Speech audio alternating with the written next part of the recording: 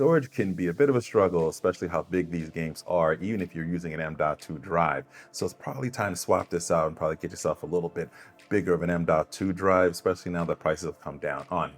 Now, logically, you would think that you can take out the PS5 drive, plug that into a USB enclosure, put your new PS5 drive inside of there, and go ahead and just transfer the files over.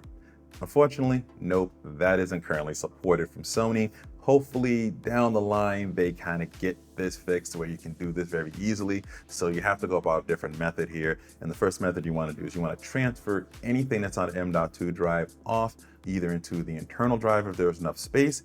And if you run out of space in the internal storage, you want to use an external USB storage. You want to make sure that's formatted properly as well too, and kind of follow the guidelines. 250 gigabytes of storage or higher, I recommend higher, and also a USB 3.0 with 10 gigabits of speed. I'll leave some recommendations and links for that. So go ahead and transfer all your games and things over into those particular sections. Once that's done, go ahead and power down your PS5 and let's go ahead and remove those plates, which are real easy to pop off. I have a video on that. Just check the channel for it. Now go ahead and pop off both plates here. And I did that for a particular reason, which we'll go over in just a second. Now, I'm gonna go ahead and put in the new drive. I'm using the Kingston Renegade drive, which would be nice enough to send off. So if they're not sponsoring this video here, but it's real cool they sent this all over. It's a 2 terabyte drive, compatible with the PS5, has really fast speeds, and already has a heatsink built into it, which fits perfectly inside the M.2 slot on the PS5. So we're gonna go ahead and put that on and cover that back up.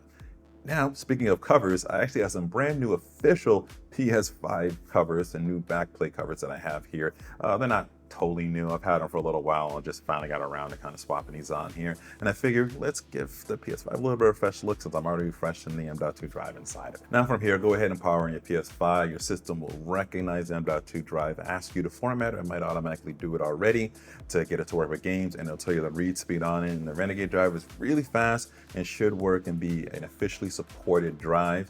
And you get about 6,400 megabytes of read speed. So that's pretty good there. Now from here, you can take anything that you had internally and transfer it back over to the new M.2 drive since you now have more space. You can use the external drive that you had, plug that back in and transfer any games over. You will need to transfer over PS5 games because that's only gonna work on internal storage or M.2 storage, but you can leave those PS4 games on the external storage and those will run just fine on there, so it'll save you a little bit of space in the future. Now there's a lot more to the PS5 than just M.2 storage, and in this video right here I go over 20 different tips I give you about the PS5 to help you create a better experience for you. So go check out that video and I'll see you over there.